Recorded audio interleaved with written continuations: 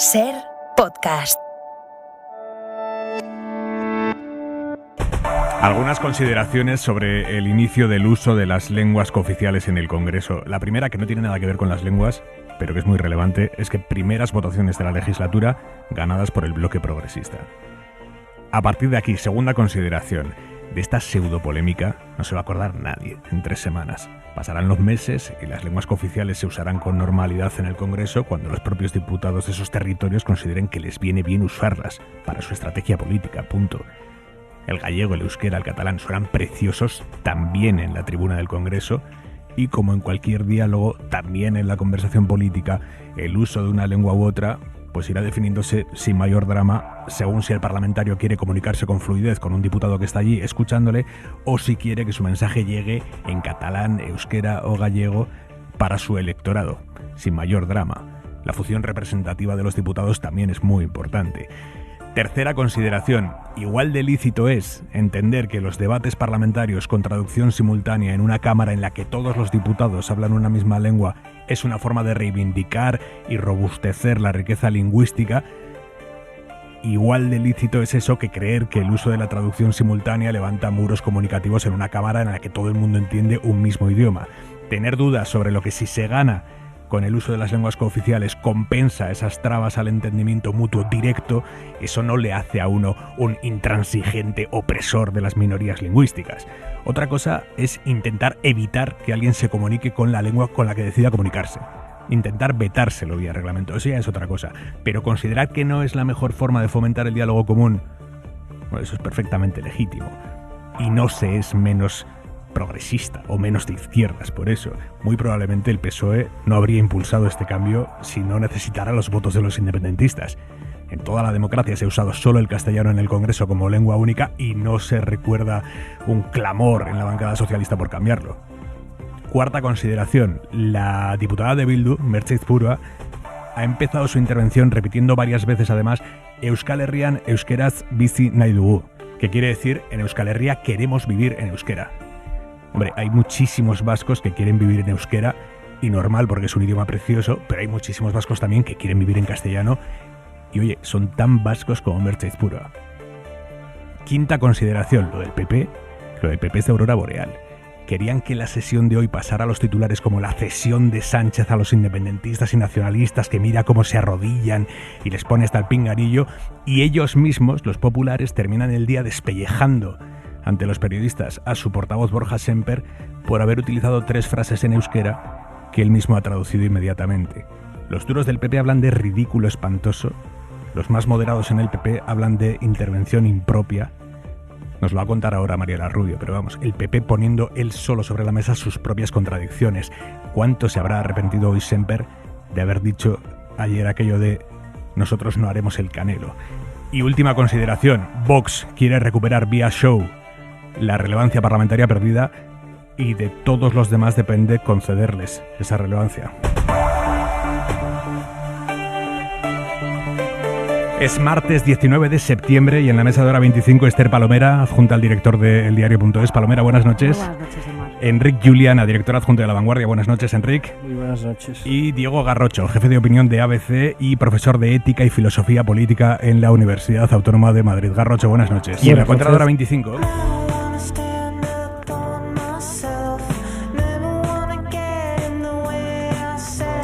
Mañana se cumple un mes de la victoria de España en el Mundial de Fútbol Femenino, un mes desde que Iván Andrés levantó la Copa de Campeonas, solo unos segundos después de que Rubiales le diera el beso no consentido a Jenny Hermoso, la gota que colmó el vaso, el inicio del se acabó.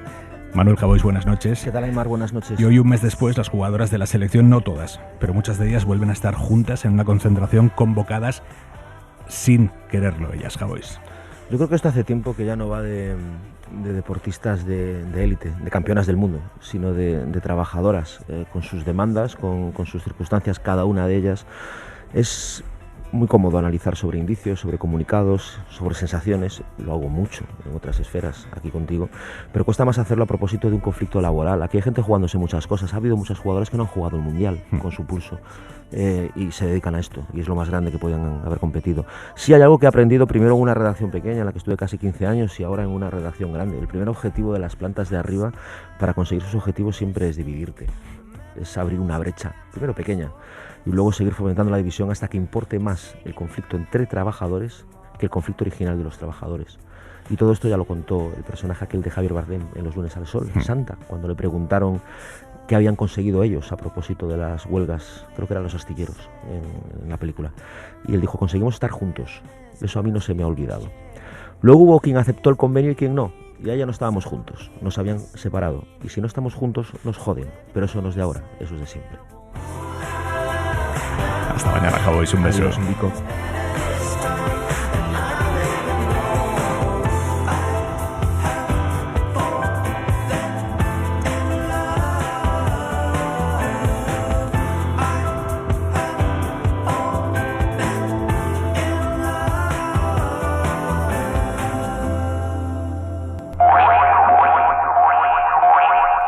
Por la cantidad industrial de épica o de rechazo que le han echado unos y otros a la jornada de hoy en el Congreso, lo último que pensaría uno es que lo que se ha hecho hoy ha sido iniciar una tramitación, la del cambio del reglamento, que permitirá usar las lenguas cooficiales con libertad y sin límite de tiempo en el Congreso.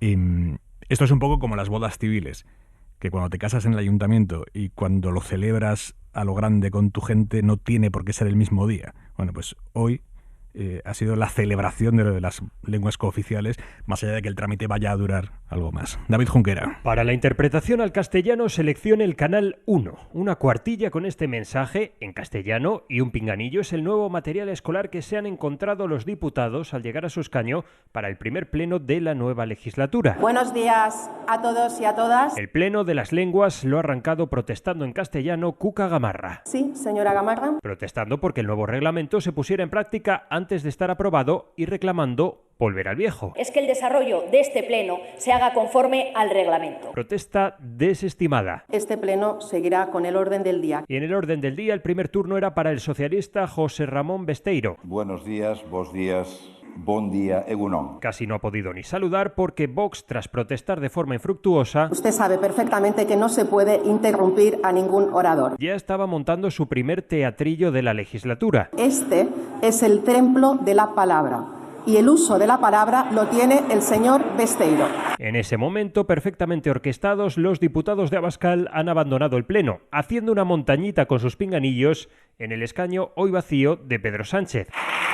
Después, la sesión ha continuado con los Ujieres tratando de recoger lo abandonado por Vox, con Besteiro transitando entre el castellano y el gallego y con Rufián haciendo el primer discurso íntegro en catalán. Jo avui aquí parlaré en català. Bueno, no solo en catalán. És bastant probable que molts de vostès ragin del català mentre fan un meeting en la sala de coworking mirant outfits. Lo cierto es que hasta ese momento casi nadie había estrenado el pinganillo, algo que cambió a partir de esta intervención. Euskal Herrian, euskaraz bizi nahi dugu. Merche Ispurua de Bildu, a partir de ahí ya vimos bastantes auriculares y diputados trasteando con el traductor simultáneo, que suena tal que así. Euskal Herrian, Euskal Herria, queremos vivir en euskera. El que ha hablado en euskera, para sorpresa de casi todos, ha sido el popular Borja Semper. Bizirik mantentzen dituelako. Digo que tenemos la suerte de que España es una comunidad política, una nación que comparte una lengua común, el español. El PP usando una lengua cooficial después de protestar porque se pudieran usar. Ahí los diputados de Vox que habían entrado de nuevo han vuelto a marcharse. La forma de protestar de los diputados del PP ha sido no tocar los pinganillos, por así decirlo, ni con un palo. Votos sí, 179. Votos no, 171. En consecuencia, queda aprobada la tramitación directa y en lectura única por el Pleno de la proposición de reforma del reglamento. El Pleno ha terminado como se esperaba, tramitación aprobada con solo los votos de PP y Vox en contra. El cambio del reglamento estará aprobado de forma definitiva el próximo jueves. Y les estamos contando desde el inicio de Hora 25 cómo la intervención de Semper ha dejado a los suyos, a gran parte de los suyos, estupefactos. Hay un cabreo grande en la bancada del PP y no solo del sector más duro, que la novedad es esta. Incluso los más moderados están diciendo hoy que jode con Semper. Marila Rubio, buenas noches. ¿Qué tal? Buenas noches, Aimar. Sí, hoy las distintas familias del PP han coincidido mostrando en privado su desconcierto y malestar por el discurso de Borja Semper. Desde el ridículo espantoso del que hablan miembros del ala dura a la intervención impropia, que es la expresión que utilizan voces del sector más moderado. Diputadas como Álvarez de Toledo no han aplaudido a su compañero, pero también miembros de la Dirección Nacional admitían su sorpresa tras el Pleno. Incluso los más tibios han hablado de un error incomprensible que ha llevado al partido a una posición incoherente. Se da la circunstancia, Aimar, de que poco antes de que Semper subiera a la tribuna, Cuca Gamarra ha solicitado a la presidencia del Congreso que la sesión se desarrollara íntegramente en castellano, porque la modificación que hoy empezaba su tramitación no estaba en vigor, decía. La propia disposición final de esta proposición de ley cuando establece que entrará en vigor el día de su publicación en el BOE. Y, por tanto, lo que pediría es que el desarrollo de este pleno se haga conforme al reglamento. Y, sin embargo, poco después subía a la tribuna Borja Semper y recurría al euskera. Oficialmente, desde Génova respaldan a su portavoz y señalan que el propósito de utilizar el euskera era reivindicar el reglamento anterior de la Cámara, que permite pequeñas menciones en otra lengua si se traducen de inmediato. Sin embargo, Semper, y así lo señalan desde la bancada popular, ha ido mucho más allá y, de hecho, dicen algunos, de no estar en vigor el actual reglamento habría sido llamado al orden por la presidenta. En definitiva, Aimar, la sensación generalizada en las filas del PP es que la que tenía que ser una sesión ganada de antemano, un día para calentar la investidura de Feijóo, se ha transformado en una ratonera. De todos los días en los que el PP podía hacer un guiño a las lenguas cooficiales, hoy era el más inapropiado, decía un veterano diputado. Acaba de escribir el presidente del PP catalán, Alejandro Fernández, dice: hay un concepto en el tenis muy útil para cualquier ámbito de la vida, que es evitar los errores no forzados. Palomera, Garrocho, Juliana, vuestro análisis de lo que ha sucedido hoy en el Congreso y de cómo esta introducción de las lenguas cooficiales en el debate parlamentario va a condicionar o no la conversación política, si es que lo va a hacer. Bueno, yo creo que lo primero que hay que decir es que hoy no se ha roto España, ni se ha cercenado ningún derecho, ni se ha arrinconado el castellano. Todo aquel que ha querido utilizarlo a lo largo de la sesión de esta mañana ha podido hacerlo perfectamente, igual que el resto de lenguas oficiales del Estado.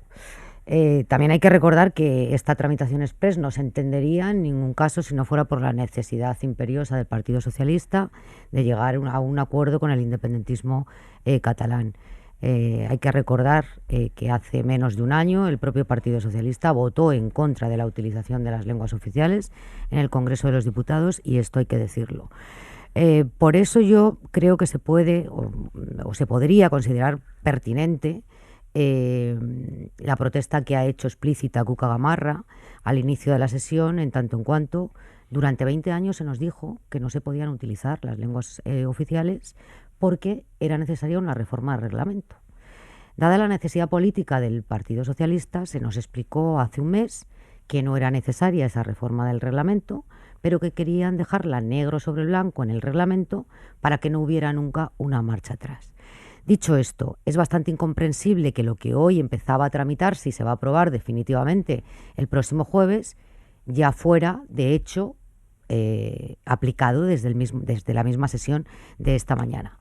Dicho esto, a mí me parece que esto debió de ocurrir hace muchos años en el Partido Socialista. Hoy, en la intervención de Gabriel Rufián, ha tenido un recuerdo muy emotivo para uno de los diputados más reivindicativos con este aspecto, que fue Joan Tardá. Hay que decir que muchos de los grupos parlamentarios o de los portavoces de grupos parlamentarios que hoy han utilizado su lengua materna nunca presentaron en el Congreso ninguna iniciativa para hacer uso de esa lengua materna. En gran medida, quien fue más insistente en la reivindicación de las lenguas oficiales fue Esquerra Republicana de Cataluña. Ni siquiera Junts, cuando era Convergencia y Unió, presentó una sola iniciativa reivindicando esto. Y, por lo tanto, yo creo que hoy lo que se ha visto, más allá de las derivadas políticas y de las necesidades que cada uno tiene, es que no pasa nada. Que es que España tiene el castellano y 3 lenguas oficiales más, y que a nadie se le puede impedir en un parlamento, como ocurre en otros parlamentos europeos y del mundo, donde conviven diferentes lenguas oficiales, a nadie se le puede prohibir el el uso de su lengua. Y luego, por terminar, todos los periodistas pensábamos que iba a ser muy dificultoso y que iba a haber problemas en la implementación los primeros días de la traducción simultánea. Ha funcionado perfectísimamente. O sea, no ha habido un solo fallo. La traducción simultánea ha sido buena, ágil y muy correcta, además de la transcripción que se podía ver a través de las pantallas que se han instalado también en el hemiciclo. Y por lo tanto, que esto forma parte de la normalidad de un Estado que es plurilingüe. Alguien lo decía en la tribuna, ¿no? Es decir, vamos a reconocer en el Parlamento lo que ya es una realidad en la sociedad española. Por lo tanto, no se rompe España, que nadie se rasgue las vestiduras, más allá de que efectivamente hay que subrayar que el Partido Socialista tenía una necesidad política de conceder esto al independentismo catalán. Punto, no va a pasar nada más. Mencionabas a Joan Tardá, histórico de Esquerra Republicana, que es verdad que es una de las personas que más énfasis ha hecho en la necesidad de introducir en el Congreso las lenguas cooficiales. Él hoy ha estado con Gemma Nierga en Televisión Española y Gemma le ha planteado el debate que hay ahora entre los parlamentarios independentistas y nacionalistas, aunque no lo vayan a decir en público. Claro, ellos se enfrentan a la cuestión de llevamos toda la vida reclamando el poder expresarnos en catalán. ¿Ahora qué hacemos? ¿Nos expresamos siempre en catalán? ¿Nos expresamos a veces en catalán? ¿Cómo justificamos que a veces sí hablemos en castellano y otras veces hablemos? Por ejemplo, hoy Míriam Nogueras, la portavoz de Junts, ha insistido en que ella a partir de hoy no va a decir ni una palabra en castellano en ninguna de sus intervenciones, ni siquiera en su relación con los periodistas, sepan o no catalán, y que les va a entregar después una traducción de lo que ha dicho a los periodistas. Como digo, ha estado Tardá en Televisión Española, Joan Tardá, y ha dicho: ojo, en catalán prioritariamente, pero no siempre. Yo, que el que persegueixo es la independencia de Cataluña. Yo, que lo que persigo es la independencia de Cataluña y la República Catalana, creo que también se tiene que hacer independentismo catalán en otras lenguas. Y la lengua castellana también es una lengua catalana. De hecho, es la lengua hablada y materna de una buena parte de los catalanes. Y en el caso de Cataluña se calcula que hay un 95% de catalanes con capacidad de entender perfectamente el catalán. Pero, por ejemplo, en el caso de Euskadi, ahí Bildu tiene que tomar una decisión. ¿Qué hace? Bildu ahora quiere ampliar base por todas partes. Y ampliar base solo entre quienes sepan euskera tiene un límite. Bildu va a enviar desde Madrid, desde su trabajo en el Congreso, mensajes solo en euskera al potencial electorado que tiene en Euskadi, por ejemplo, para las autonómicas del año que viene. Es un debate bien interesante. Garrocho, tu análisis global. Bueno, este es un tema complejo porque tiene muchas aristas. Los escolásticos medievales, en herencia de Aristóteles, apelaban a la cognitio rerum per causas, el conocimiento de las cosas a partir de sus causas, porque un mismo fenómeno puede ser distinto en virtud de las causas que lo inspiran. En este sentido, creo que la aceptación de las lenguas cooficiales en el Congreso tiene un qué, que se ha presentado muy bien, y admite una ponderación de bienes. ¿Qué es preferible? Que cualquier diputado pueda expresarse en su lengua materna en una lengua cooficial y que haya españoles que pueden entender y que pueden conocer esas lenguas, y ese yo creo que es una vindicación legítima porque son lenguas españolas, y efectivamente hay una parte o hay una dimensión que hay que valorar como un bien, por el mero hecho de que se puede escuchar, por ejemplo, euskera en el Congreso de los Diputados. Pero al mismo tiempo es verdad que los diputados del Congreso son representantes de todos los españoles. Y hoy se ha sustraído un derecho que lo podemos valorar más o valorar menos, pero es que los representados puedan escuchar de manera directa a sus representantes. Y eso no tiene valor cero. Y eso abre, digamos, un discurso o un debate que es una ponderación de bienes, que es preferible. Sobre todo cuando ya existía una Cámara Territorial, como es el Senado, donde se podían expresar en lenguas cooficiales. Y podemos hablar también de en qué papel quedan las lenguas que no son cooficiales y cómo se va, digamos, a gestionar este tipo de cuestiones. Pero hay otros elementos que creo que se tienen que tener en cuenta, además del qué estamos debatiendo, y es el cómo lo estamos haciendo. Y a mí aquí sí me parece que España ha perdido una oportunidad de darse, digamos, una lectura mucho más amigable del modo en el que deberían haberse introducido las lenguas en el Congreso. A mí me parece enormemente decepcionante que esto responda a un chantaje por parte de Junts al Partido Socialista. Yo he estado escuchando hoy a Guillermo Meijón, que hablaba del uso razonable de las lenguas propias hace solo 15 meses. Es decir, tenemos un Partido Socialista que hoy está diciendo exactamente lo contrario de lo que había dicho y sin mediar además un Congreso federal. Es decir, una cuestión tan importante como es el uso de las lenguas se ha hecho sin que se abra un debate en el seno del Partido Socialista acerca de si conviene o no conviene, y ha sido una urgencia política. Una urgencia política que además ha sustraído, digamos, a los españoles también de la posibilidad de tener un debate amplio. Esto se ha negociado por vía de urgencia, en lectura única, y yo creo que esto es algo tan importante que nunca pasa nada por reforzar los mecanismos democráticos. Es decir, cuantas más garantías y cuanta más observación y cuanto más diálogo haya a la hora de introducir este tipo de cambios que son relevantes, creo que ninguna democracia se va a resentir por ello. Además, es verdad que procesalmente nos hemos encontrado con un hecho insólito, y es que hoy se han utilizado lenguas cooficiales en un acto que en principio servía para iniciar la toma en consideración del uso de las lenguas cooficiales. Y eso sí creo que, de nuevo, lleva 2 sesiones la señora Armengol, contrasta mucho, yo creo, con el uso institucional que hacía Meritxell Batet. Yo creo que empieza ya a notarse, digamos, un cambio en el talante del modo en el que presidía el Congreso de los Diputados Meritxell Batet y el modo en el que lo hace Francina Armengol.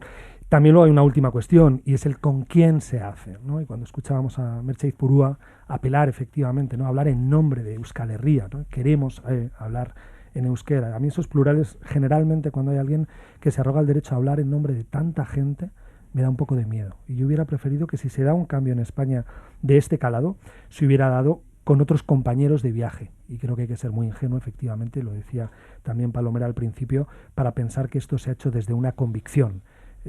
Yo creo que se ha hecho por un gesto útil. Y finalmente el destino del para qué, si esto efectivamente va a servir para reconstruir la amistad civil entre españoles y para reconstruir una concordia entre españoles, generando un afecto con respecto a esas lenguas cooficiales, es decir, si vamos a poder reconstruir esos afectos, que para quienes defendemos el republicanismo cívico como orientación esencial en la política sería lo prioritario, o si va a ser al contrario. Y yo creo que ahí vamos a salir de dudas rápido, simplemente prestando atención a cuáles son las cosas que se dicen en esas lenguas, si los discursos que se pronuncian son fraternales, conducen efectivamente a una amistad civil, o si por el contrario lo que pretenden es, digamos, erosionar la comunidad política. Así que con este conjunto de claves yo creo que sale algo complicado. Juliana. Sí, no, en primer lugar diría lo siguiente. Yo creo que una decisión, una puesta en marcha de una nueva dinámica que en el fondo yo creo que responde al espíritu de la Constitución, y ahora explicaré por qué, no creo que deba ser observada y analizada como si esta mañana el Congreso se hubiese estado manipulando una bomba de neutrones con riesgo de expansión de la radioactividad en la carrera San Jerónimo y calles adyacentes, ¿no? Es decir, la riqueza a la cual alude el artículo 3 de la Constitución cuando se refiere a las distintas modalidades lingüísticas de España, no creo que la podamos comparar con una bomba de plutonio, que hay que ir con cuidado cómo se maneja porque puede provocar daños. La Constitución, en ese citado artículo 3, establece 3 puntos, ¿no? Primero, que la lengua castellana es la lengua oficial del Estado, que las demás lenguas españolas eran también oficiales, demás lenguas españolas serán también oficiales en las respectivas comunidades autónomas, de acuerdo con sus estatutos, y después este punto número 3 que dice: la riqueza de las distintas modalidades lingüísticas de España es un patrimonio cultural que será objeto de especial respeto y protección. Y entonces, ahí yo creo que la cuestión básica, a mi modo de ver, es la siguiente, que este punto 3 no ha sido desarrollado en España. O sea, la Constitución se aprobó en el 78, se hicieron los estatutos establecieron la cooficialidad de las lenguas allí donde podía establecerse y allí donde se acordó establecerse, y sin embargo el punto 3 no se desarrolló nunca. El punto 3, a mi modo de ver, habría exigido la aprobación, el debate y la aprobación de una ley de lenguas que estableciese, que hiciese esta reflexión que se invocaba hace un momento sobre el patrimonio común que representan las distintas lenguas españolas y cómo ese patrimonio común, en primer lugar, se explica a los españoles. Esto es muy importante, porque una de las lagunas extraordinarias de este país es la explicación. Yo llevo 20 años en Madrid, es decir que, lo digo siempre, vaya, que tengo oportunidad.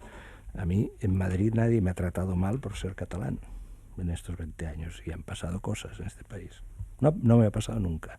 Solo una vez me quedé un poco perplejo, que es al principio de estar en Madrid, al cabo de un año y medio, mis hijas que iban a una escuela en Madrid vinieron a casa diciendo, en la escuela los niños nos preguntan si es verdad que nosotros en casa hablamos en catalán. Y esa es una pregunta que yo la he oído otras veces.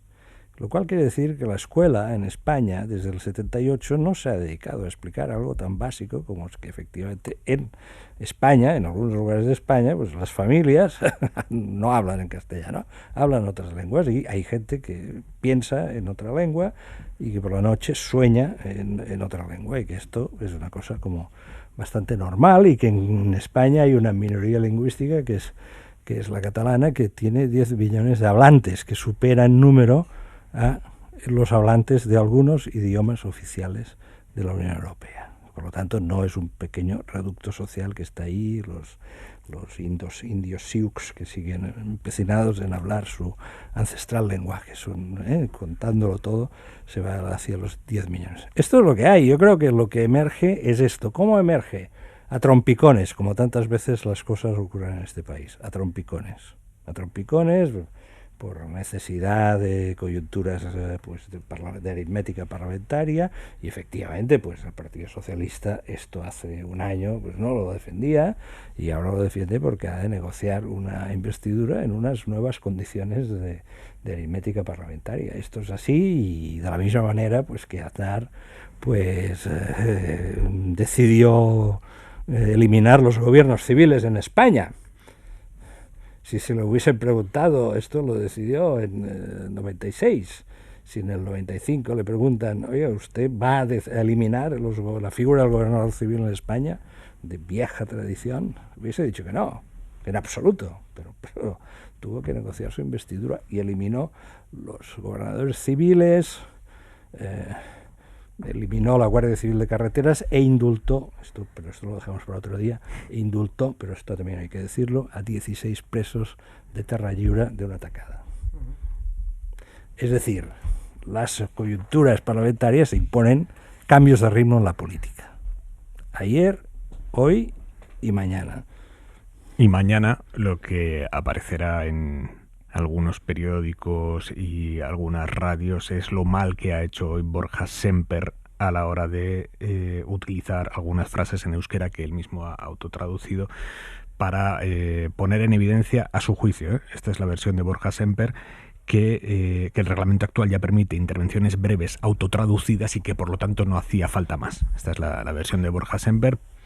¿Por qué? Para justificar por qué ha decidido meter el euskera en un discurso contra el euskera en el Congreso, minutos después de que la portavoz del PP pidiera que hoy no se pudiera utilizar el euskera en el Congreso. ¿Entendéis la estrategia de Semper? ¿Entendéis la que le está cayendo en su propio partido a esta hora de la noche, que es fina? Bueno, para empezar, yo quería responder a Garrocho que no sé si realmente estás diciendo en serio que el Partido Socialista tiene que convocar un Congreso Federal para debatir si ha de aprobar o apoyar el uso de las lenguas oficiales en el Congreso de los Diputados. Hombre, no sé, decisiones mucho más graves se han tomado por el Partido Socialista y por otros partidos políticos que no han merecido la convocatoria de un Congreso extraordinario. Madre mía, si tuvieran que convocar un Congreso extraordinario para debatir según qué cosas, estaríamos todos los días de congresos federales en el Partido Socialista y de congresos nacionales en el Partido Popular. Fíjate, Aznar, para llevar o para apoyar la guerra de Irak, sí preguntó a la militancia de su partido, con millones de españoles en la calle clamando porque no interviniéramos en esa guerra. Dicho esto, también me sorprende la facilidad con la que la derecha española, cuando un socialista abandona la primera línea política, le glorifica, cuando había sido anteriormente, bueno, pues casi dilapidada, ¿no? Batet era una presidenta del Congreso muy institucional, como hoy se ha mostrado también Armengol. O sea, no porque Batet ahora se haya ido, como cuando se fue Felipe González y ahora la derecha le invoca y le considera su referencia moral, yo creo que esta estrategia, la verdad, es que se cae por su propio peso.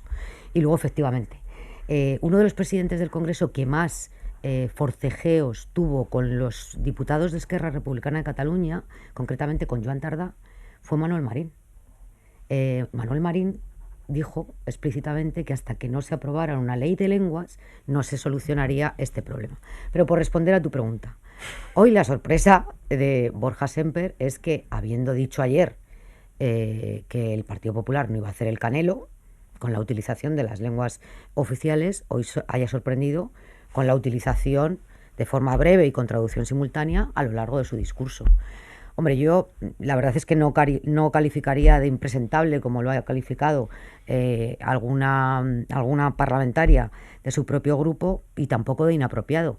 Pero también hay que recordar que el reglamento actual, a pesar de que lo haya dicho el Partido Popular, no permite, o sea, no está en el reglamento que se pueda intervenir de forma breve en una de las lenguas oficiales con traducción simultánea. No, fue una resolución del presidente Marín, que se llamó Fórmula Marín, en la legislatura, si no me falla mal, del 2004 al 2008. Y como consecuencia de un abuso de esa fórmula que él implementó como gesto de generosidad o guiño al independentismo, lo que hizo fue suprimirla inmediatamente. Y quien zanjó aquella polémica de forma negativa para aquellos que querían ejercer su derecho de utilizar la lengua oficial de su propia comunidad, fue José Bono, que dijo: ni fórmula Marín, ni intervenciones breves, ni nada. Aquí se habla en castellano. Y hemos asistido a lo largo de diferentes legislaturas a diferentes forcejeos entre diputados del independentismo catalán, nunca del independentismo vasco, y las diferentes presidencias. Hemos visto hasta expulsiones de la tribuna del Congreso. Borja Semper, bueno, yo creo que lo que hoy ha puesto en manifiesto es el laberinto en el que está el Partido Popular y sus contradicciones permanentes en el marco de estas últimas semanas en las que está intentando construir un discurso y a la vez desmintiéndose a sí mismo cada vez que hace un pronunciamiento público. Y hoy hemos tenido una evidencia palmaria con la intervención de Semper. Casi que por alusiones me permito hacer una coda en referencia a lo que señalaba Esther, y ahora contesto también a la cuestión de Semper. Yo no sé cómo opina la derecha, sé cómo opino yo. Y creo que opino con el suficiente cuidado como para que cuando emito una opinión se pueda tener en serio en la medida en la que la pronuncio yo. Y en ocasiones coincidirá con la derecha, en otras ocasiones con la izquierda, y no tendré ningún problema. Y creo que las opiniones se sostienen o no se sostienen. Los argumentos son solventes o son insolventes.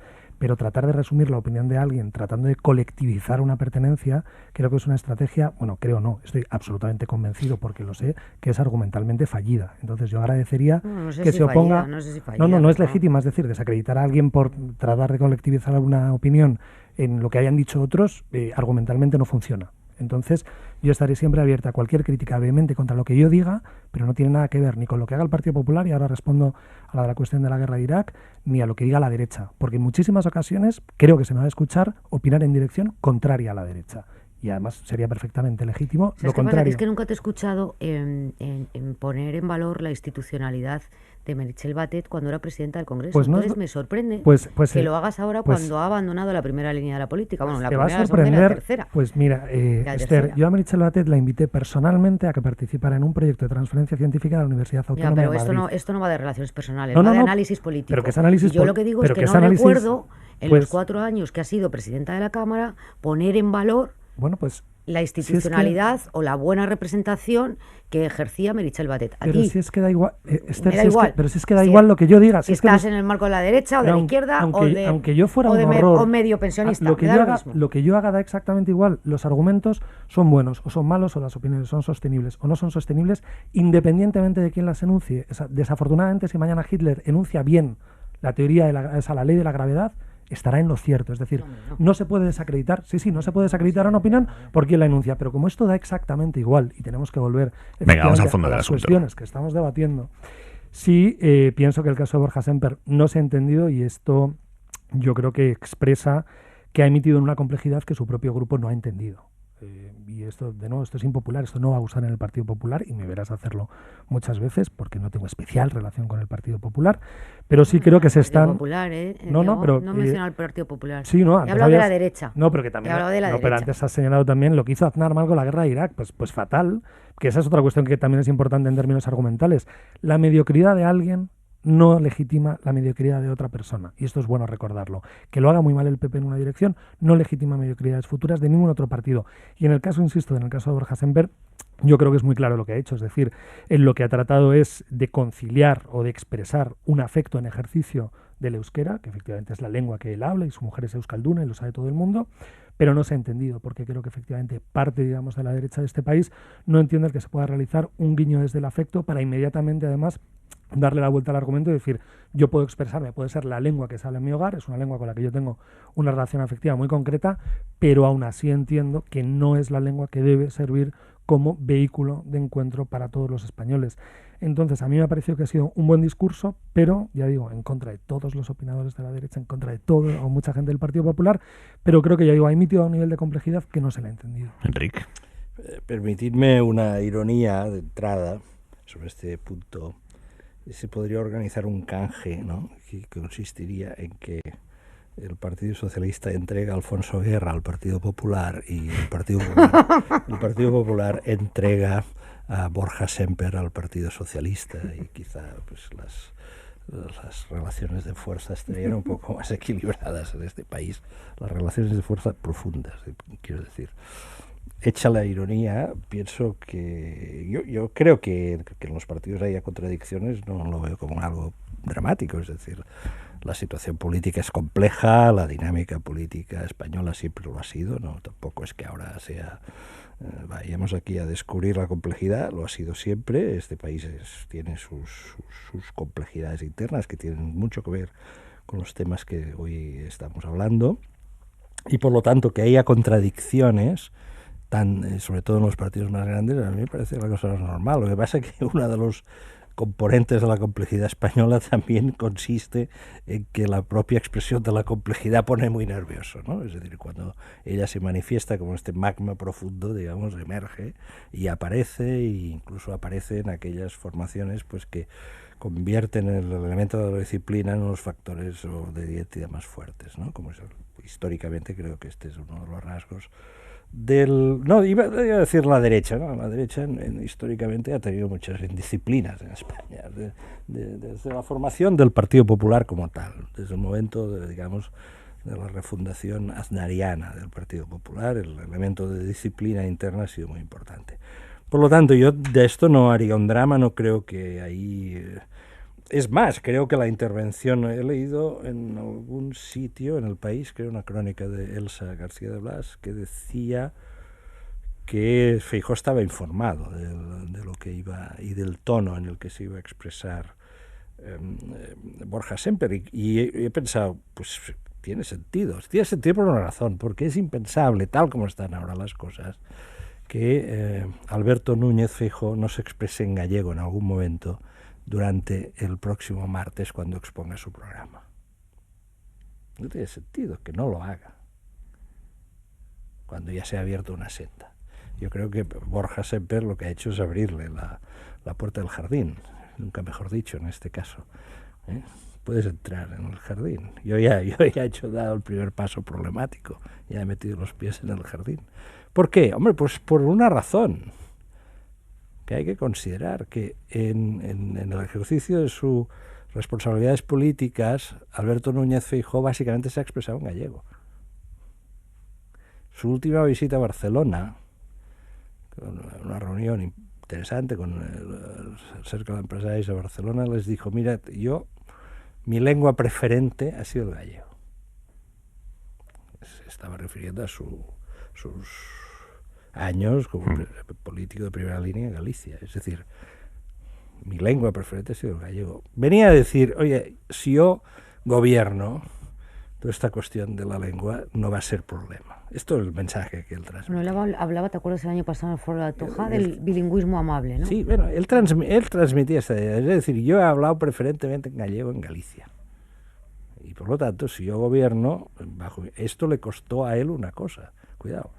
Hay un destacado periódico español que no es cuyas páginas de opinión dirige hoy nuestro amigo aquí presente, otro periódico, llegó a calificar a Núñez Feijóo, a decir que era el primer candidato a la presidencia del gobierno que no era español, con dos ¿Por qué razón? ¿Eso se publicó? Sí, esto está publicado. Dios mío.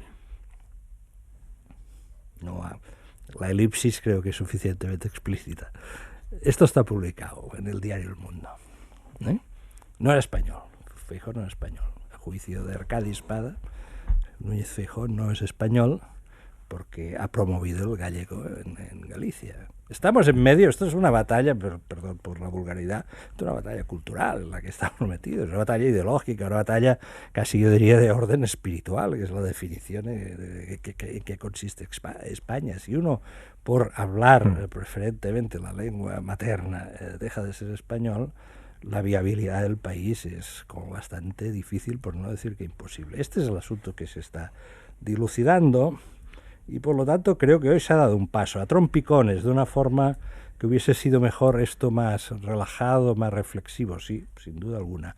Si se hubiese redactado y discutido hace unos años una ley de lenguas, posiblemente el marco habría sido más facilitador. Seguramente el Partido Socialista le estuvo dando vueltas a lo de la ley de lenguas durante el mandato de Zapatero.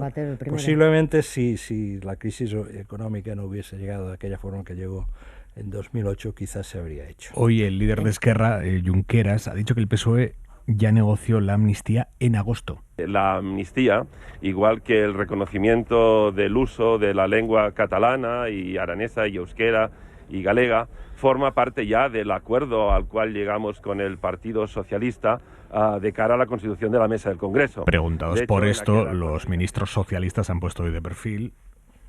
Yo no he visto ningún documento, absolutamente ninguno. No puedo hablar de conjeturas. Es Pilar Llop, la ministra de Justicia, y como ella muchos otros, pero decíamos a las 8, el que realmente sabe lo que está moviendo, lo que se ha negociado, lo que no se ha negociado, más allá de los negociadores en sí, es el presidente Pedro Sánchez, que está en Nueva York y que les ha dicho ya a los periodistas que cuando sea su tiempo hablará claro y que lo entenderá todo el mundo.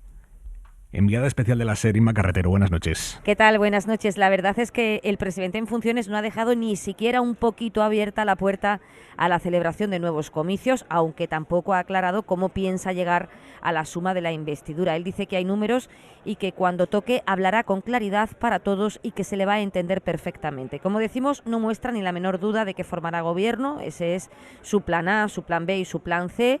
Nos lo ha comentado en una conversación informal en el vestíbulo de la sede de Naciones Unidas, un poco antes de la intervención de Zelensky, que ha seguido ya desde el escaño. Insiste en que la sociedad catalana ha apostado por la convivencia y que eso también significa que hay un rechazo grande a la vía unilateral que defiende Puigdemont. Se agarra al dato del CIS catalán, que habla de que un 10% apoya solamente la vía unilateral frente al 90% al que Sánchez cree que hay que dirigirse.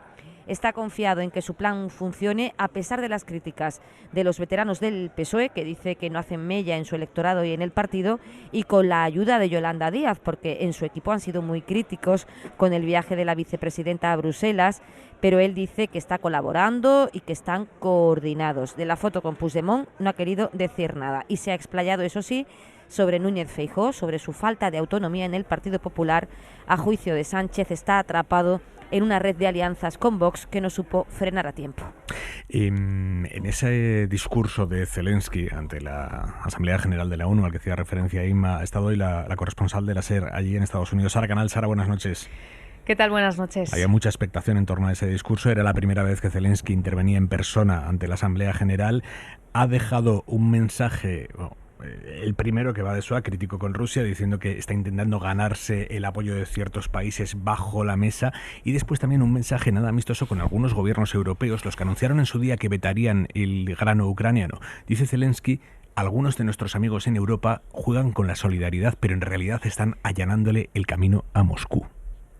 Sí, exacto. Ha sido una clara referencia a estas tensiones que hay con países del este de Europa, entre ellos Polonia, que ayer amenazaron otra vez con vetar el grano ucraniano. Pero en este discurso, sin embargo, Zelensky ha denunciado la invasión rusa, pero lo ha hecho en clave internacional ante los 193 Estados miembros que conforman la ONU. Ha alegado, por ejemplo, a que Rusia, con el bloqueo de la exportación del cereal, está tratando de militarizar la escasez de alimentos en el mundo, y ha lanzado una clara advertencia.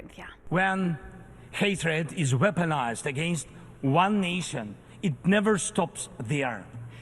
Cuando el odio se convierte en arma contra un país, nunca termina allí, ha asegurado, recordando que cada década Rusia inicia una nueva guerra. Una intervención que es solo la primera en su apretada agenda aquí en Nueva York, donde aspira a ganar apoyo entre la comunidad internacional. Mañana defenderá su plan de paz en el Consejo de Seguridad. El jueves viaja a Washington para reunirse con Biden y visitar el Congreso, donde crece el escepticismo entre los republicanos para financiar la guerra, y también tratará de convencer a aquellos países neutrales. Esta mañana, por ejemplo, se ha reunido con Benjamin Netanyahu, primer ministro de Israel, que por ahora evita enviar armamento a Ucrania. Sara, gracias, buenas noches. Gracias. Y precisamente desde allí, desde Estados Unidos, el secretario de Estado de Biden, Antony Blinken, acaba de exigirle a Azerbaiyán que cese las hostilidades en la región de Nagorno-Karabaj.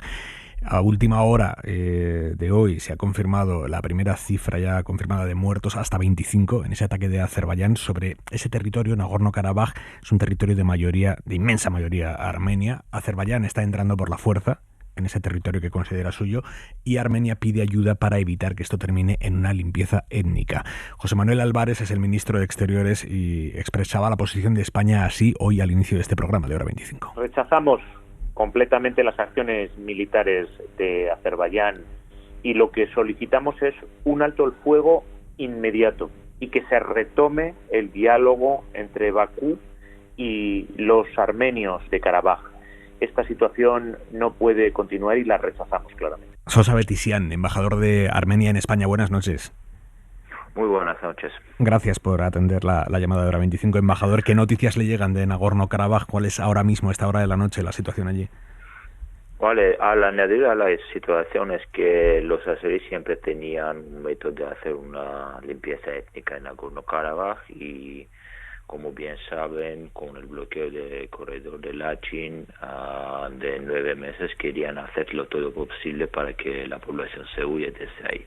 No alcanzando este método en un ataque que han lanzado hoy, justamente hace horas, para que terminar con la población armenia que vive ahí en Nagorno-Karabaj. Lo que puedo añadir a las noticias que tienen, que lo bajo son 27 ahora, pero son los confirmados. Hay hospitales ahí en Nagorno-Karabaj, desde ahí no llega la información, entonces esto puede ser mucho más. Y hay casi 7.000 habitantes que tenían que ser evacuados de diferentes pueblos de Nagorno-Karabaj. En su declaración, las Fuerzas Armadas de Azerbaiyán han dicho que han dejado unos corredores para que gente se va. Entonces ahí está muy plenamente la idea que tienen las autoridades en Bakú. Más es un golpe total a todo el proceso de paz que estamos con Azerbaiyán hace 3 años, pero lo están golpeando porque no quieren en realidad la paz. ¿Estamos ante la antesala de una nueva guerra, embajador? Estamos justo en la guerra. Esto es el incremento más alto en la agresión de Azerbaiyán desde 2020 en Nagorno-Karabaj. No puedo describir más en palabras cómo podemos hacer una definición de la guerra. Es guerra.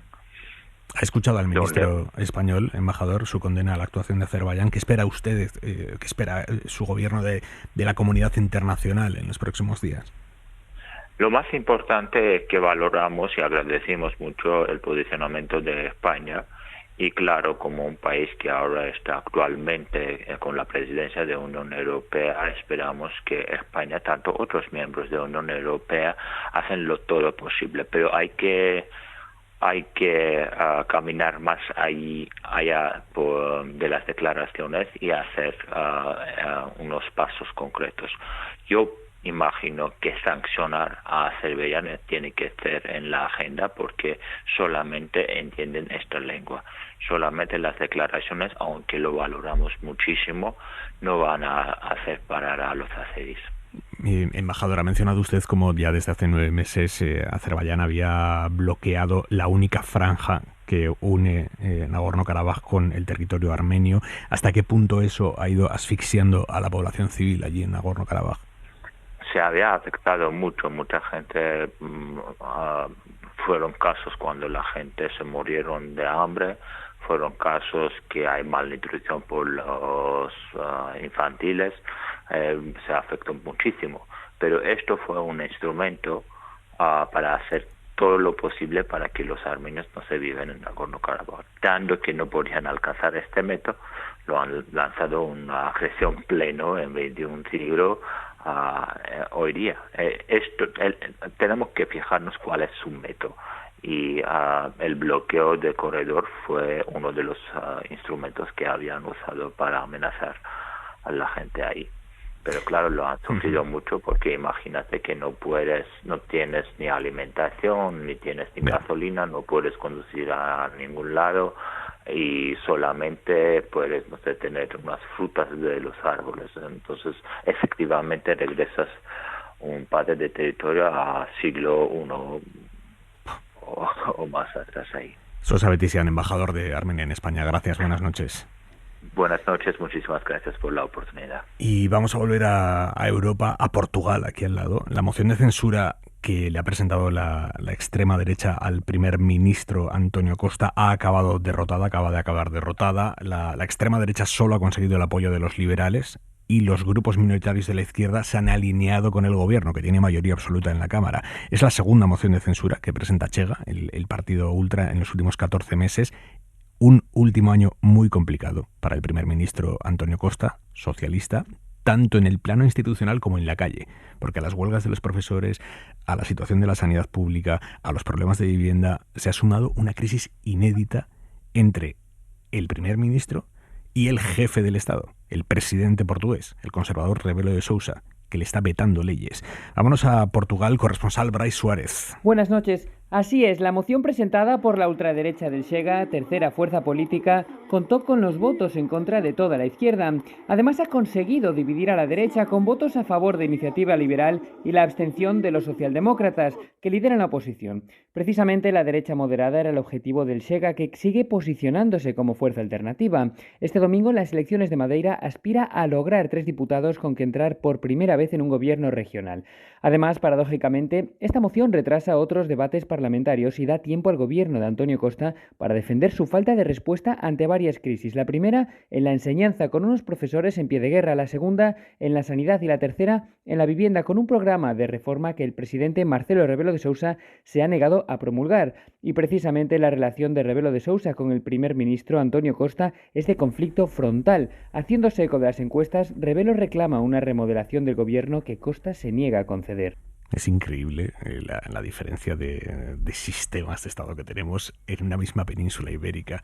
Es absolutamente inconcebible, y bien que sea así, porque aquí nuestro rey no tiene ningún poder ejecutivo, pero que el Congreso le lleve al presidente, al jefe del Estado, una ley impulsada por el gobierno, una ley de vivienda en este caso, y que el presidente diga, yo esto no lo firmo, esto me lo arregláis. Por mucho que ahora el Congreso pueda volver a aprobarla igual, y entonces ahí sí Rebelo de Sousa se vería obligado a firmarla como llega.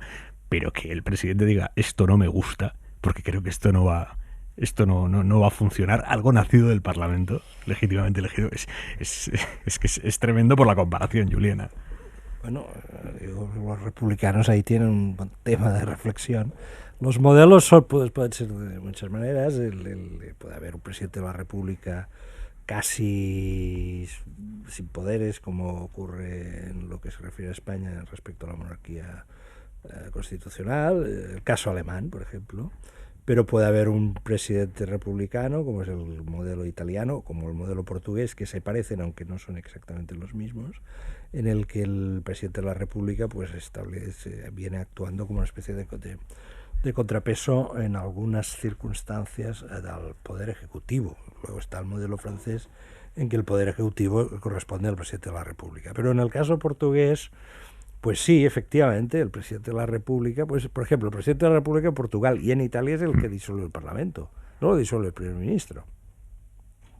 Aquí, en España, los parlamentos lo disuelve el presidente del gobierno, lo firma el rey, pero la decisión política es del presidente del gobierno y los presidentes de comunidad autónoma, que esto es otra cosa sobre la que reflexionamos poco.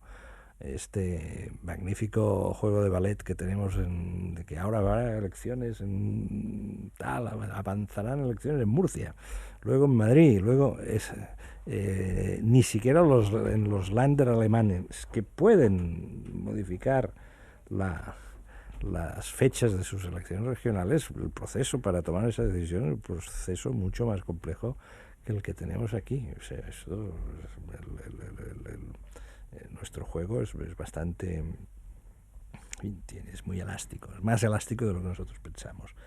Y el caso de Portugal, pues lo que está ocurriendo es que hay desgaste del Partido Socialista, pero la de oposición en Portugal, el Partido Social Democrático, el equivalente al PP aquí. Sí, poquito más Borja Semper, para entender.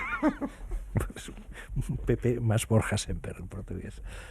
Ha optado por una estrategia distinta también, que es decir, oye, no hay prisa. No hay prisa. Yo creo que ellos tienen pensadas las elecciones europeas como un momento de inflexión. Y por lo tanto, y luego las mociones de censura también son distintas, porque se presentan más. Nosotros hemos tenido 6 mociones de censura, ellos yo creo que van por 30 ya. Por una razón, porque la moción de censura en España es lo que se llama moción constructiva, es decir, se censura al presidente, pero ha de ir acompañado de un programa alternativo y de un candidato. Y en cambio, simplemente es la censura. Pero eso era antes. Ahora en 4 años, o en menos, en 14 meses, igual que en Portugal hemos tenido 2. Sí, impulsados también por la ultraderecha. Hemos acelerado el ritmo y ellos posiblemente también lo están acelerando. Pero una moción de censura en Portugal no es exactamente el mismo mecanismo español. No, y luego pensaba, sin que nadie se dé por aludido, Diego, por favor, no te des por aludido, que cuando hacías esta reflexión de allí el jefe del Estado puede negarse a firmar una ley aprobada por el Parlamento, eso es lo que alguna parte de la derecha mediática pretendía que hiciera nuestro jefe del Estado con determinadas leyes que no le eran de su agrado. Ni siquiera mediática, ¿no? Paramediática. Bueno, no. Derecha mediática. Algún día vamos a hablar de lo que son medios y de lo que no son medios. Bueno, no, yo te aseguro que he leído en la derecha mediática de toda la vida de Dios, o sin Dios. Que tú no me estás hablando de canales de YouTube. No te estoy hablando de canales de YouTube, no te estoy hablando de blogueros, no te estoy hablando... No. Te estoy hablando de columnistas de referencia de la derecha mediática de toda la vida, donde han llegado a apuntar que nuestro jefe del Estado, es decir, que Felipe VI, no debía de rubricar según qué leyes salieran del Parlamento. Portugal, Garrocho, tengo un minuto. No, simplemente, es decir, la cuestión es que efectivamente son culturas políticas muy distintas, que si intentamos ensayar qué modelo es más perfecto, nunca vamos a encontrar una solución definitiva. Es decir, cuando teorizamos acerca de cuál es el modelo de Estado perfecto, de cómo se dividen los poderes, y esta es la cuestión clave, cómo se contrapesan unos poderes junto a otros, normalmente se parece a una manta que o te dejas un brazo fuera o te dejas una pierna. Y el caso de Portugal, efectivamente, creo que es imparangonable con el caso español. Hora 25. La ropa para mañana, Jordi Carbó, buenas noches. Buenas noches, más o menos como hoy, es decir, durante la noche la temperatura bajará lo suficiente como para que mañana a primeras horas se note algo de fresco, pero durante la tarde va a hacer sol y al sol el ambiente será agradable, cálido y todavía con bochorno en el Mediterráneo. Y es justo aquí donde tenemos que estar muy atentos, muy alerta también la próxima noche. Ya hemos tenido tormentas las últimas horas en gran parte de la mitad este de la península y continuarán hasta bien entrada la madrugada, afectando sobre todo a Cataluña, sur de Aragón, la Comunidad Valenciana, también en el sudeste peninsular, así como en Baleares, como las últimas horas. Tormentas que afectarán pocas poblaciones, pero ahí donde se presenten, pues se van a hacer notar, con lluvia torrencial, incluso algún aguacero, fuertes rachas de viento, así como granizo y en algunos casos incluso granizo de gran tamaño. Hasta mañana, Carbó. Adiós. Ya son 11 las familias a las que la Policía Nacional ha tomado declaración en Extremadura a raíz de los falsos vídeos de desnudos de sus hijas que alguien o varias personas han generado por inteligencia artificial. La delegación del gobierno insiste en que todavía no hay una cifra concreta ni de víctimas ni de presuntos autores de estos montajes, que son montajes delictivos, que consiste en coger la cara de fotos de adolescentes reales y ponerles cuerpos desnudos artificiales. Esta noche en Hora 25 tenemos el testimonio del inspector de la policía responsable de la primera y única operación en España en la que se ha detenido a una persona por fabricar su propio contenido pedófilo con inteligencia artificial. Ha hablado con este policía Javier Bañuelos. Cuando el grupo de ciberdelincuencia de Valladolid del inspector jefe Víctor Panizo entró en la casa del pedófilo al que llevaban persiguiendo desde hace 3 meses en el Alfoz de Valladolid, se encontraron multitud de archivos sexuales con menores procedentes de la red Tor, la dark web más popular en Internet. Pero revisando documentos les llamó la atención una carpeta. Lo que encontraron al abrirla no lo habían visto jamás. Nosotros somos una unidad que nos dedicamos a la lucha contra la pornografía infantil y la verdad es que nos impactó ver imágenes de pornografía infantil producidas con inteligencia artificial, porque lo que veíamos eran imágenes que representaban a niñas de muy pocos años de edad siendo agredidas sexualmente por órganos sexuales o juguetes totalmente desproporcionados. Y la verdad es que nos impactó enormemente ver pues una cara de una niña con órganos sexuales totalmente desproporcionados. Además, imágenes muy realistas. Y desde luego que nos impactó a los investigadores. Nunca antes se habían encontrado con algo así. Era la primera vez que un pedófilo había aprovechado su formación digital para fabricar sus propias imágenes sexuales con niñas. Lo que estaba utilizando era una herramienta informática de licencia libre que cuenta con una base de datos de millones de imágenes, a partir de las cuales genera imágenes utilizando AI, inteligencia artificial, a partir de una descripción del texto. Él mete una descripción del texto y a partir de ahí pues genera imágenes de pornografía infantil. Es decir, son imágenes sintetizadas de menores y de acuerdo con sus preferencias, con las preferencias que le va introduciendo, pues se van generando esas imágenes de pornografía infantil. Como relata la SER, el inspector Panizo, era tan sencillo como rastrear documentos e imágenes para luego adaptarlas a sus propios deseos. Es decir, imágenes que pueden estar pues en nuestras redes sociales, en nuestros perfiles. La inteligencia artificial ha abierto un horizonte nuevo y muy peligroso, según admiten los expertos en la lucha contra la pornografía infantil. Desde luego que es un peligro el que efectivamente pueda tener a su disposición un pedófilo, pues la inteligencia artificial que a partir de una descripción del texto pues pueda generar, es decir, una descripción del texto de acuerdo con sus preferencias, pues pueda generar imágenes de pornografía infantil y que son imágenes, insisto, muy realistas, sintetizadas de menores y la verdad que muy impactantes. Desde luego que es un peligro. Incluso los investigadores más reputados asumen con cierta resignación que este primer y único caso en España no será algo aislado. De hecho, llevan tiempo preparándose en la Policía Nacional. Tenemos además una unidad central de inteligencia y el análisis y desde luego que efectivamente lo primero que comprobaríamos es, y ante todo lo primero que tratamos de ver es si detrás de esa imagen de pornografía infantil hay una persona real. Pero aunque no haya víctima real, es pornografía infantil igualmente. Así lo recuerda una reciente instrucción de la Fiscalía en la que se matiza que el artículo 189 del Código Penal también castiga la posesión de imágenes sexuales con menores que sean hiperrealistas. Hora 25. Hora 25. Aimar Bretos. 11:06 de la noche, 16 en Canarias. Y ojo que Ayuso ha inventado el taxi. El gobierno autonómico de la Comunidad de Madrid se plantea limitar los precios de las VTC, los Uber, los Cabify y demás. Se limita a plantear los precios en los momentos en los que se da lo que ellos llaman subidas abusivas, por gran demanda.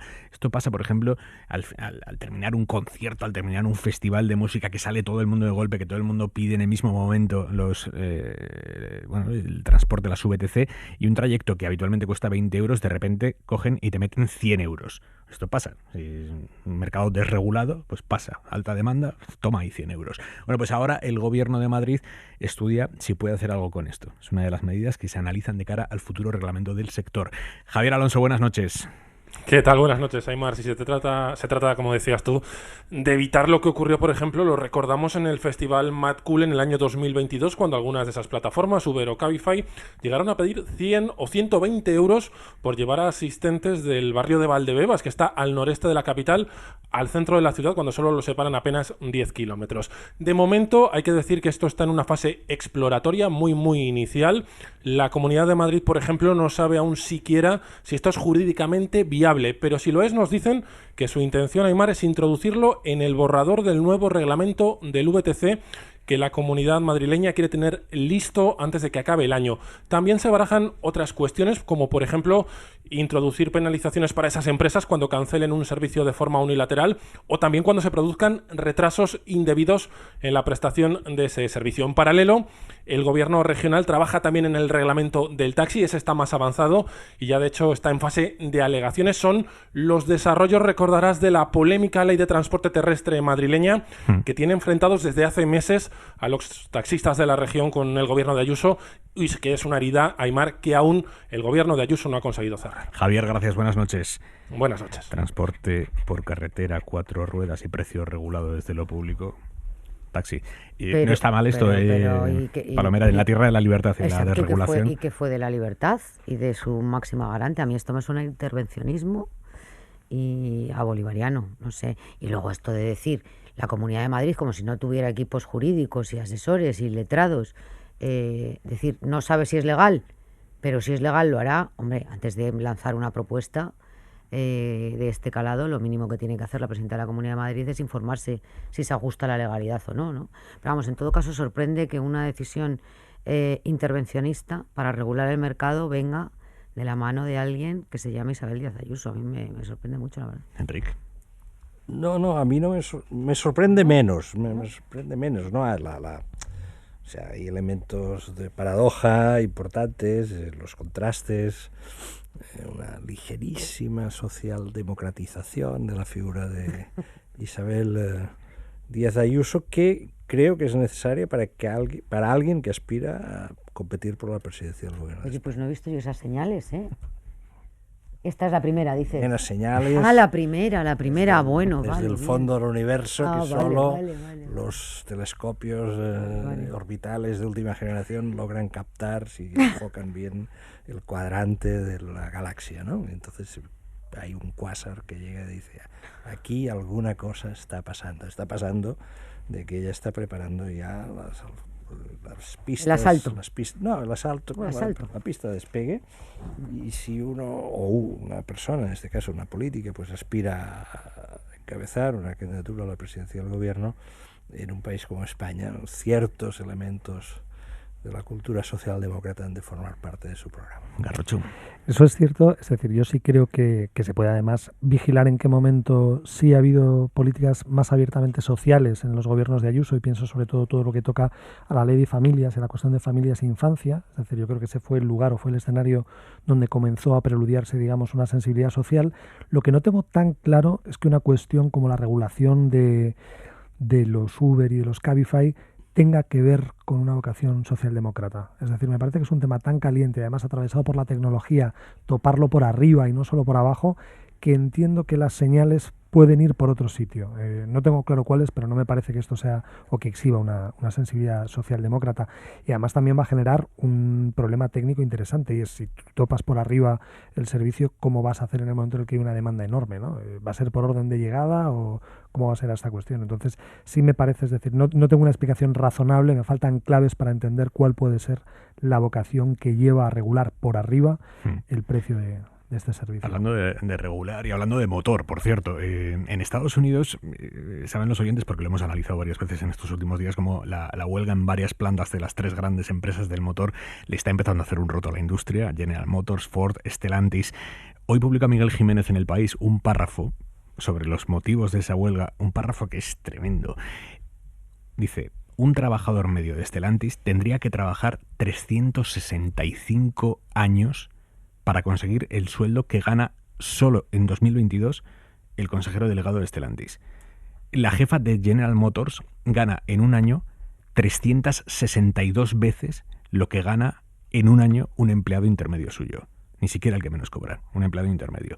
Y en Ford, su primer directivo tiene un sueldo 281 veces superior al empleado tipo. O sea que los directivos de estas grandes empresas ganan entre 281 y 365 veces lo que un empleado intermedio. Ellos, y esto lo explica bien Miguel Jiménez también, los directivos lo justifican diciendo que parte de ese sueldo son bonus por conseguir buenos resultados. Pero claro, es que esos grandes beneficios por los que ellos ganan esos jugosos bonus por lo bien que lo han hecho, lo consiguen en parte no subiendo, no dejando que crezca la masa salarial, no subiendo los sueldos de sus trabajadores. Esto plantea una cuestión, y ahora que hablamos de regulación, una regulación profundamente utópica, que debería poder limitarse los salarios por arriba. Es un planteamiento populista sin sentido. ¿Cómo lo veis? Bueno, un poco populista sí lo veo. Un poco populista sí lo veo. Pero esto que ocurre en el sector del motor en Estados Unidos ocurre en el sector bancario, en las tecnológicas, en el mundo del periodismo, en la hostelería. Quiero decir, siempre el sueldo del trabajador medio está infinitamente por debajo, muy por debajo del de los directivos de las empresas. O sea, no vayamos a decir que nos acabamos de enterar ahora mismo de esto. 362 veces más bajo. Bancos, por ejemplo. No sé, no sé el porcentaje, pero estaremos hablando de porcentajes muy similares, tecnológicas, porcentajes muy similares. Había un informe muy curioso que se ha dado a conocer en las últimas horas, que no recuerdo de quién era, pero que decía que había un altísimo porcentaje de los empresarios españoles que no encontraban mano de obra, y fundamentalmente en la hostelería y en el sector de la construcción. Pues yo digo aquello de Biden, ¿no? Páguenles más. O sea, si ustedes les pagan más y mejor y reconocen todos sus derechos laborales, probablemente no habrá carencia de mano de obra. Diego. El tema es, de nuevo, enormemente complicado. Yo no sé cómo técnicamente puedes topar un salario muy alto. Por eso creo que efectivamente puede resultar populista, pero también creo que es absolutamente injusto y que cualquier persona con una sensibilidad social mínima tiene que entender que una empresa en la que hay alguien que cobra 362 veces lo que otro trabajador ha roto absolutamente lo que es la lógica de una empresa. Entonces quiero pensar que tiene que ser posible el que volvamos a escenarios de cordura.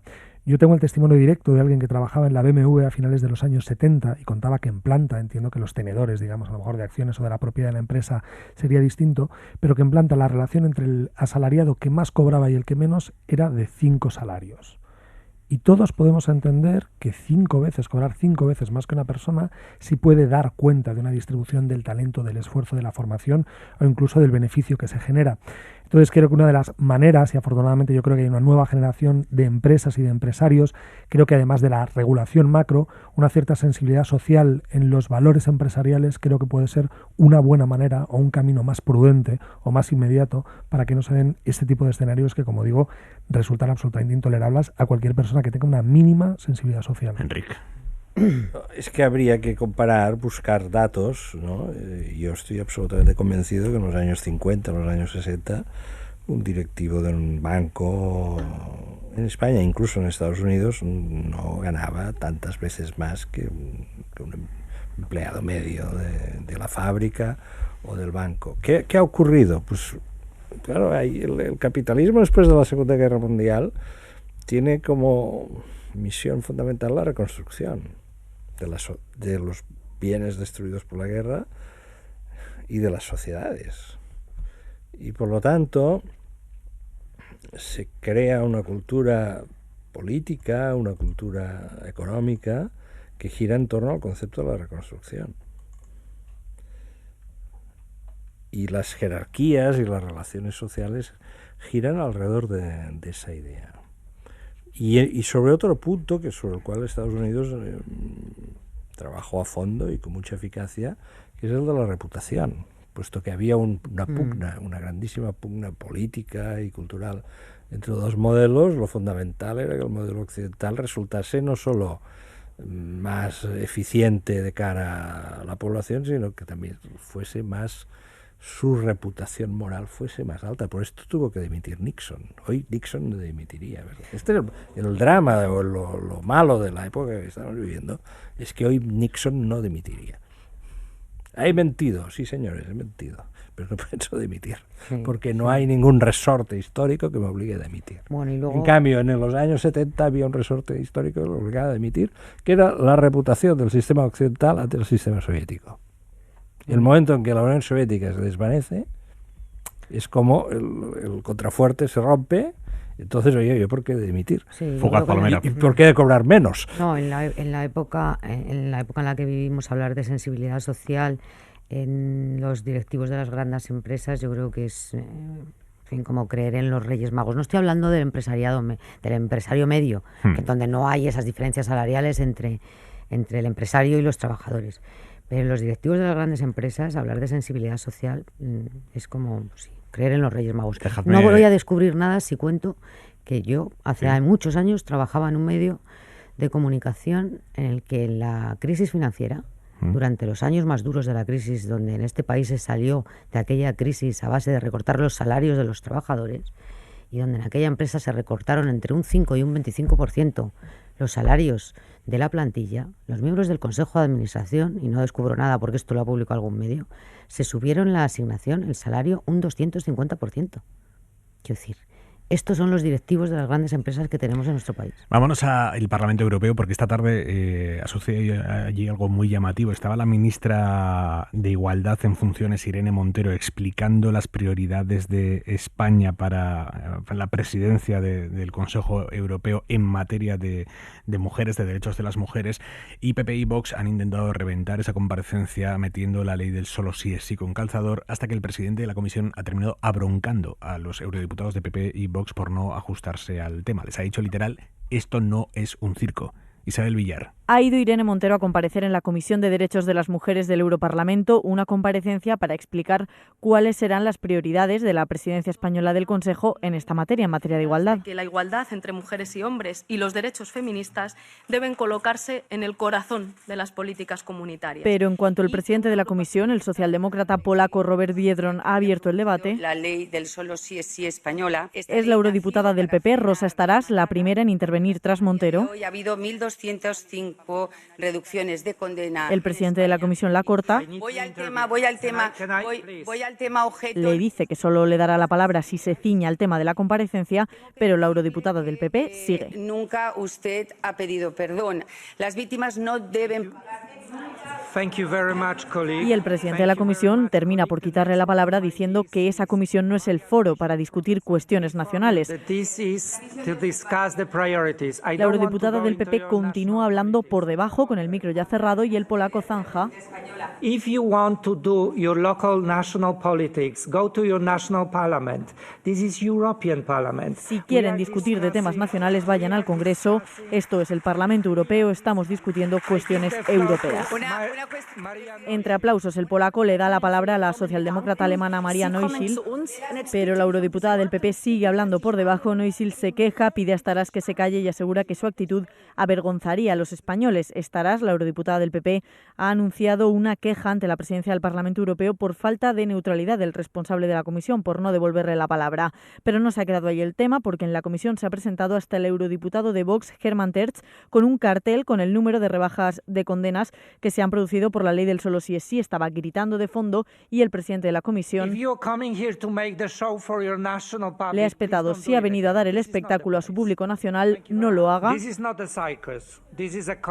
Esto no es un circo, es una comisión, ha afirmado el polaco, que se ha disculpado ante Montero por lo que ha pasado. Información de Isabel Villar. Y una cosa más que queremos contarles esta noche en Hora 25. La Audiencia Nacional no tiene memoria para el asesinato del joven estudiante Arturo Ruiz a manos de fascistas en el 77. La audiencia ha dado carpetazo a la petición de investigación sobre el crimen de aquel joven al que mataron tras participar en una manifestación pro amnistía en el 77. El supuesto asesino, José Ignacio Fernández Guaza, con vínculos con la AAA, con vínculos con las fuerzas de seguridad de la época, permanece en paradero desconocido, nunca pagado por el crimen. La Audiencia Nacional archiva el caso, pero uno de los magistrados, José Ricardo de Prada, ha emitido un voto particular afeando a sus compañeros de tribunal que incumplan la ley de memoria democrática y que se niegan a investigar.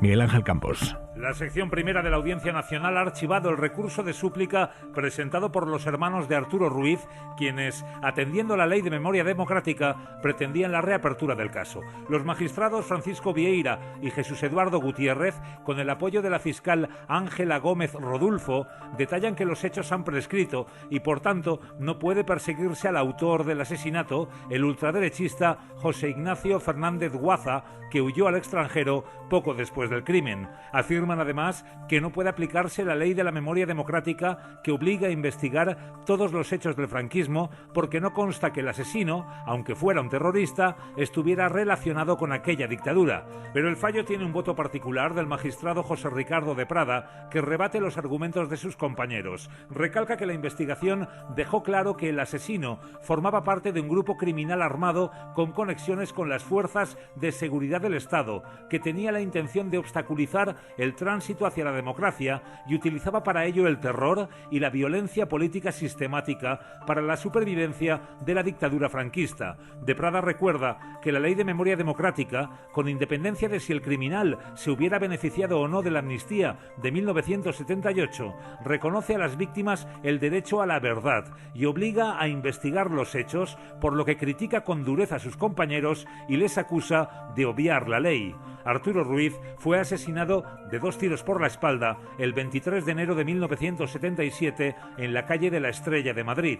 Al día siguiente moría por un bote de humo la estudiante María Luz Nájera y esa misma noche la orgía de sangre tardofranquista concluía con el asesinato de los 5 abogados de Atocha a manos de terroristas de ultraderecha.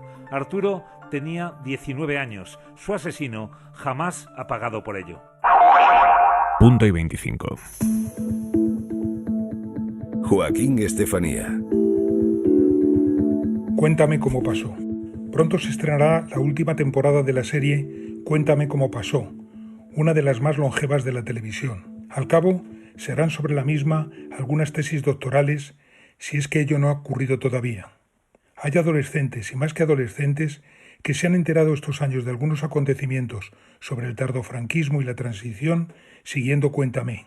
Allí aparecían hechos e interpretaciones que no figuraban en sus libros de historia. Se ha dado la circunstancia de que al estar, en general, bien dirigida y producida y con unos actores tan buenos, aumentaba su credibilidad. Pero lo que sucedió en este periodo en nuestro país tenía más hiel, más sufrimiento, más represión y dolor de los que aparecen en Cuéntame, de tal manera que en muchas ocasiones lo que se filmaba semejaba a una suerte de cuento de hadas. Sin embargo, no había equívocos. Se aceptaba esta división de papeles entre la existencia y la ilusión. Siempre habrá quien prefiera, a sabiendas, la versión edulcorada de Cuéntame a lo ocurrido en las calles y plazas de España con voluntad de confundir. Ello es injustificable en quien afirma que vivimos una dictadura y se parece mucho a la de Franco, sobre todo si quien lo declara tiene 60 castañas. Punto y 25. Si han estado escuchando el fútbol esta noche y se han perdido, por ejemplo, la deliciosa conversación que hemos tenido con una de las personas que más sabe sobre Rusia, porque ha vivido allí décadas y décadas, que es la periodista Pilar Bonet, a las 9:30, que nos ha contado, por ejemplo, cómo ella daba por hecho que los rusos le seguían y que eso le permitía, por ejemplo, meterse en una zona oscura por la noche porque sabía que le iban siguiendo, entonces se sentía protegida. Si se han perdido, por ejemplo, esa entrevista, todo lo demás del programa lo tienen también en Ser Podcast, en Spotify, en Apple Podcast, en cadenaser.com, donde quieran. Nosotros cerramos por hoy. Esther Palomera, Diego Garrocho, Enrique Juliana, un abrazo. Buenas noches. Un abrazo. Descansen mucho y nos volvemos a encontrar mañana. Adiós. Suscríbete a Hora 25.